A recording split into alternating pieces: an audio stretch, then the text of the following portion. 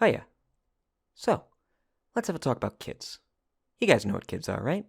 They're the short ones with the high voices that you could sometimes have intelligent conversations with, but also sometimes scream horrible things at you through an in-game voice chat. Now let's talk about them in fiction. Specifically, the fact that they're the worst thing ever. Asterisk.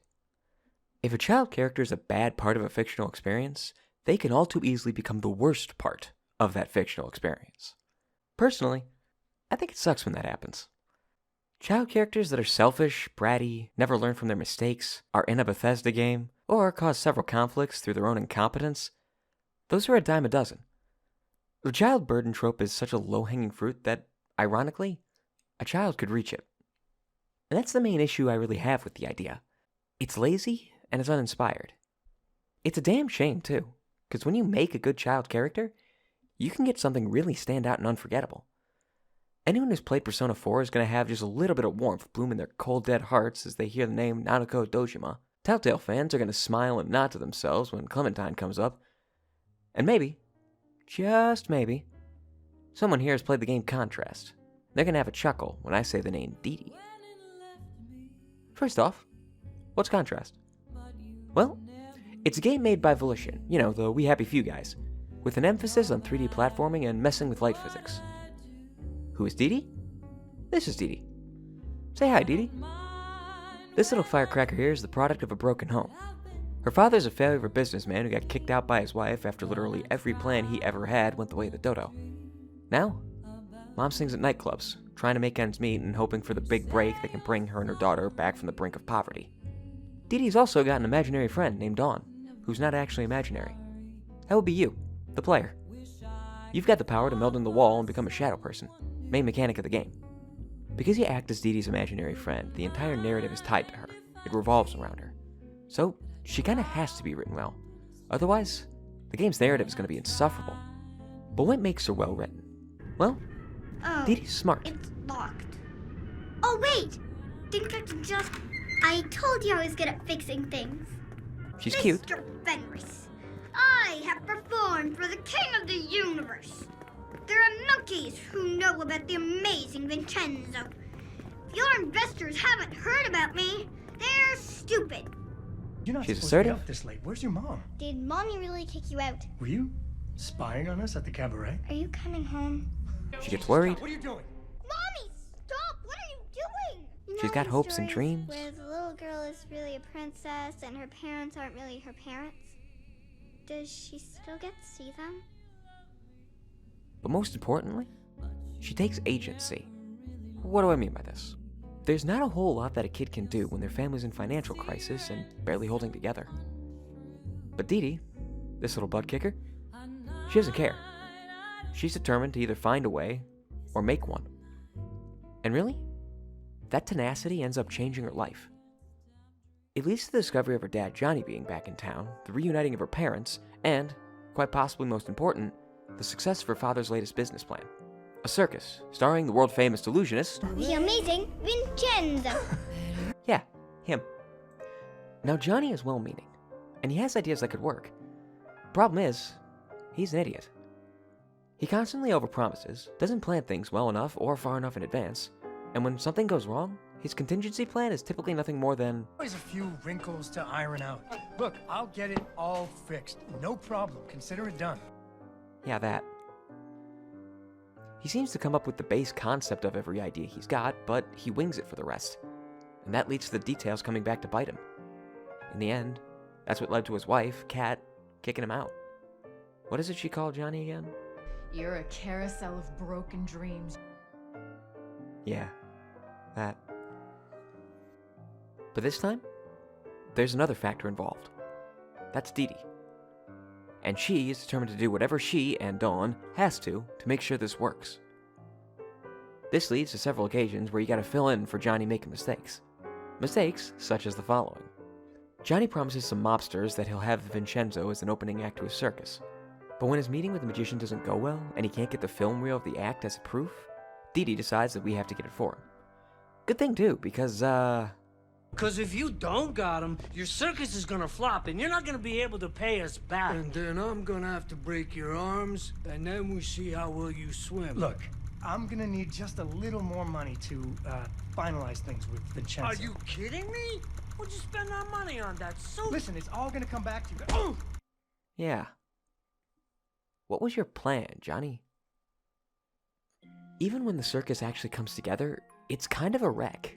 And Vincenzo won't perform unless it gets fixed. Johnny's pretty much useless, so it's up to us. During this time, Dee Dee figures out how to get up to her dad's snagged air balloon and helps to get across by making a few shadows. She pretty much ends up co-directing the story of her father's shadow puppet show. What do you think she did? I know. What? She used an umbrella. What? Like that nanny in that movie. This is the Middle Ages, honey. Where would she get an umbrella? I don't know, but that's what she used. I don't think I have an umbrella. Well, you better find one, because she used an umbrella. Where am I supposed to get an umbrella? And, with a lot of help from Dawn, she finds a switch for the pirate ship funhouse that Daddy Dearest forgot to turn on. Through her hard work, she saves her father's circus and, let's be honest, probably his life. But that tenacity doesn't always go well for her. She wants to talk to Vincenzo, who it turns out is her biological father. To what end, she doesn't really know. But she wants to. So, into his workshop she goes. It doesn't go well. Sorry. I told your mother all of this years ago. What is her phone number? Okay, see? This is what I'm talking about. This is what I can't have. Your mother cried every week. Herein, we get the other possible result from all that tenacity. Failure. Funny enough, it's a moment where Dee Dee shows some remarkable similarity to her dad. Because of her go-getter attitude, she goes in without a plan, and it doesn't work out. And this isn't the only time it gets into trouble. At the beginning of the game, Dee Dee's mom is scolding her because she keeps sneaking out when she's not there. This means Dee Dee's gotten caught before. Add to that a note from Child Services about that very thing, Kat not being around to take care of Dee Dee, and it paints the picture that if she's caught, there could be some dire consequences. But Dee Dee still does it. She doesn't think about those consequences should something go wrong. What if she was found by a policeman near the beginning? What if she'd been taken from her mom? None of the stuff that got her on track for a better life would have been able to happen. Her family would have been completely broken apart. Johnny wouldn't have had any reason to come back, and Kat probably would have fallen into despair. Dee Dee would have been put into the system, and that would be that. Even when she's going to the circus to help her dad, or going to Vincenzo afterward. He thinks I'm doing my homework. Her tenacity ends up improving her life, absolutely, but it could just as easily have ruined it. This is at the heart of Dee Dee's character. She sees her life how it is and doesn't like it. When the chance comes up to change it, she grabs it and runs. With that endgame in mind, Dee Dee can focus her efforts. She knows what to do. But her get-up-and-go attitude can have some negative consequences if she goes in without thinking because she got caught up in it. But here's the thing about Dee Dee that makes her so great. She keeps going. No matter what happens, how many things go wrong, she doesn't take no for an answer. Even when she starts to get frustrated near the end of the game, she pushes onward.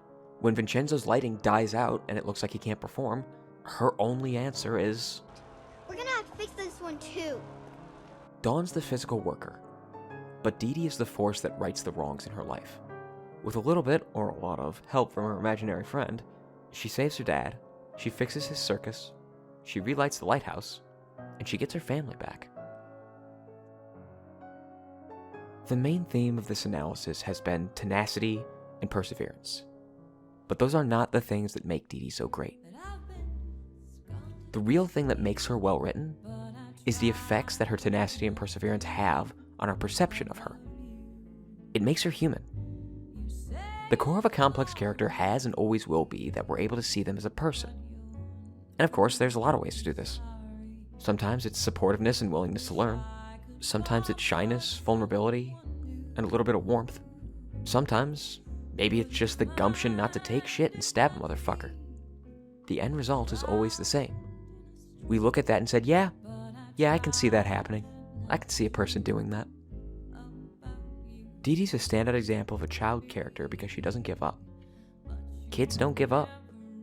They'll get annoyed, they'll get angry, they'll scream, they'll throw the controller, insist they hate the game even though they won't stop playing it, and sometimes they'll shout racial epithets in a matchmaking game. But they won't give up. And sometimes it's a bad thing. They forget to plan, do things that don't work over and over and over again, hoping that it will. They'll get in trouble. They'll argue. They'll fight. But after they take some time, breathe, get their head together, they'll come back. They'll have learned. And they'll try again. And that is what makes Dee Dee a fantastic character.